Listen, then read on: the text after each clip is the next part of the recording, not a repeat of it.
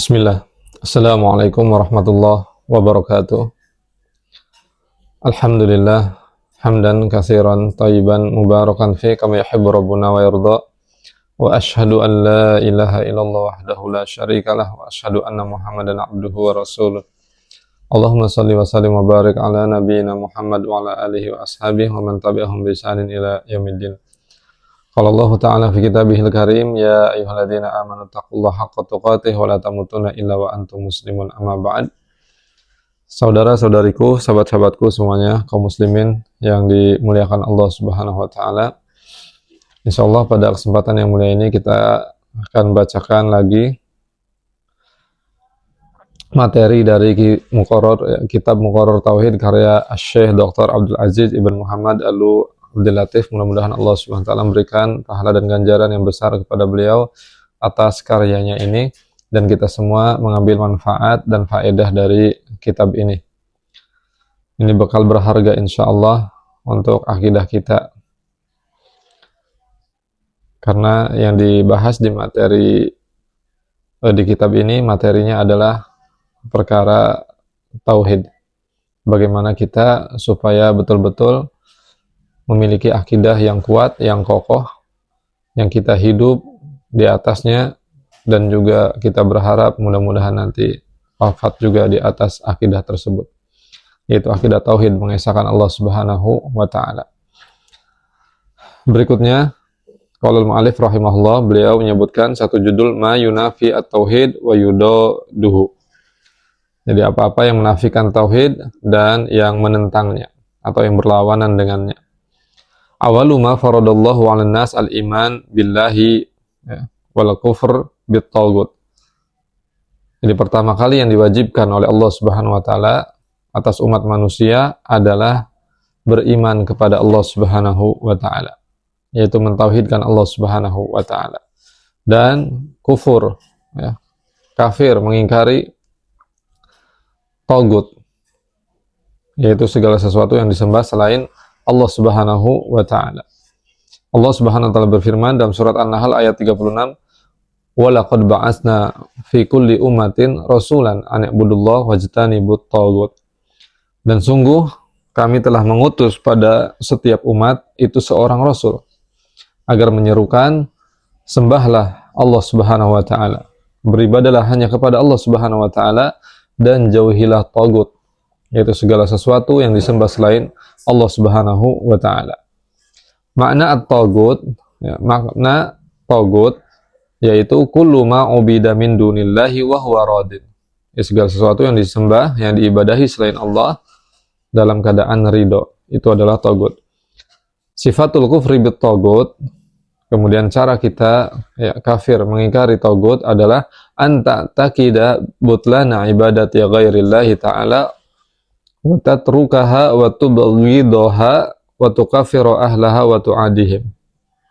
Cara kita mengingkari taghut adalah dengan kita meyakini bahwa taghut-taghut ini bukanlah sesembahan yang sebenarnya. Jadi suatu kesalahan, suatu kebatilan ketika taghut ini dijadikan sebagai Tuhan, sebagai sesembahan. Kita yakini hal itu, ini salah, tidak benar, dan kita meninggalkan hal tersebut, dan kita membencinya, dan kita mengkafirkan mereka, orang-orang yang menyembah kepada taghut-taghut ini, dan kita memusuhi mereka. Jadi harus ada sikap seperti itu kepada para penyembah berhala, kepada mereka yang menyekutukan Allah Subhanahu wa taala. Karena kita diperintahkan oleh Allah Subhanahu wa taala untuk mengingkari mereka, kemudian juga kita membenci perbuatan mereka, dan kita menjauhi mereka dan memusuhi mereka atas perbuatan yang mereka lakukan. Kemudian asyirku diddu at-tauhid. Syirik itu lawannya tauhid. Fat tauhid huwa ifradullahi ta'ala bil ibadah. Tauhid itu yaitu mengesahkan Allah Subhanahu wa taala di dalam ibadah. Jadi segala macam ibadah kita hanya tujukan kepada Allah Subhanahu wa taala. kita hanya palingkan kepada Allah Subhanahu wa taala, tidak kita tujukan, tidak kita palingkan kepada selain Allah. Wasyirku huwa sarfu ihdal ibadat li ghairillahi ta'ala. Sedangkan syirik yaitu menunjukkan atau memalingkan suatu ibadah kepada selain Allah Subhanahu wa taala. Mislu ayyad'u ghairallah aw yasjuda li ghairillah. Seperti contohnya, ya, seseorang dia berdoa kepada selain Allah.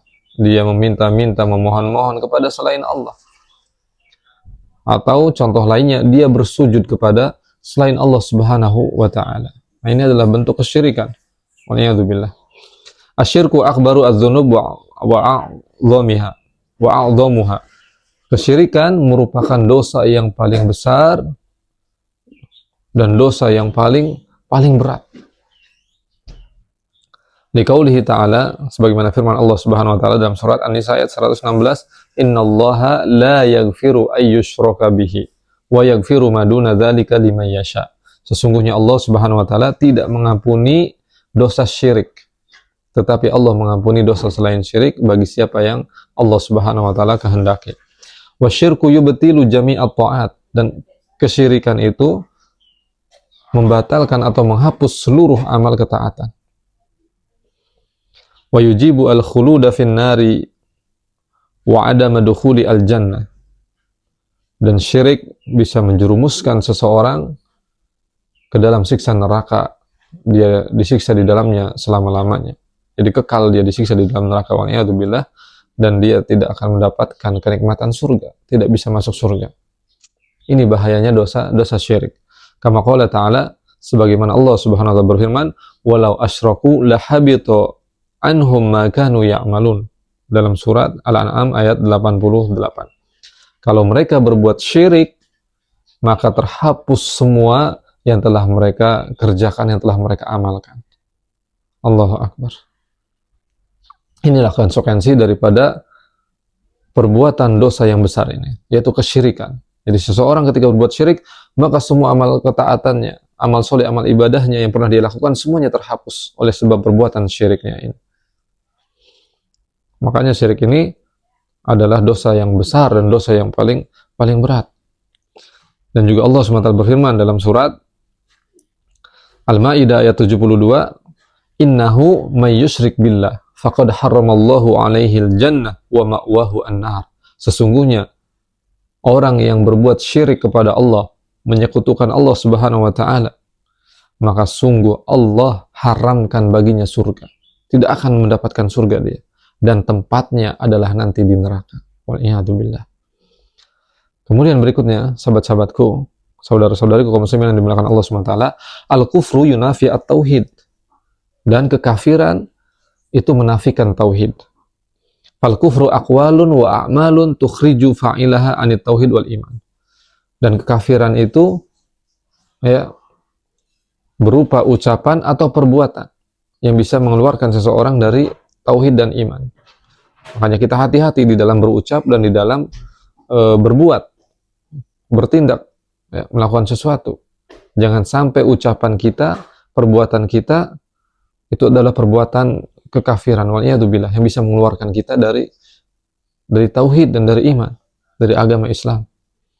Misalnya al-kufri, contohnya, contoh kekafiran, al-istihza billahi ta'ala, yaitu mengolok-olok Allah Subhanahu wa taala, menjadikan Allah sebagai bahan candaan, bahan tertawaan. Waliyadzubillah, tidak boleh.